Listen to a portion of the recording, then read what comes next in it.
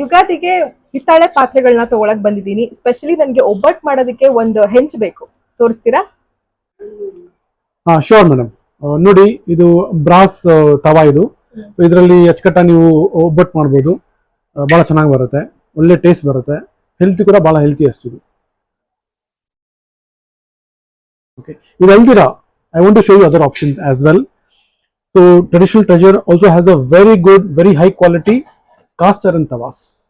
Okay, so ಇದರಲ್ಲಿ ನೀವು ಒಬ್ಬಟ್ಟು ಅಲ್ದಿರಾ ಒಬ್ಬಟ್ಟು ಮಾತ್ರ ಸಖತ್ ಟೇಸ್ಟಿಯಾಗಿ ಬರುತ್ತೆ. ಚಪಾತಿ, ದೋಸೆ ಎಲ್ಲ ಮಾಡ್ಬೋದು. So fully seasoned. Okay, so ನೀವು ಏನು ಮಾಡೋ ನೆಸಿಟಿ ಇಲ್ಲ. The very first day onwards you can start making dosas in this, chapatis in this. ಬರುತ್ತೆ. ಇದ್ರಲ್ಲಿ ನೋಡಿ, ಇದೊಂದು ಸೈಜು.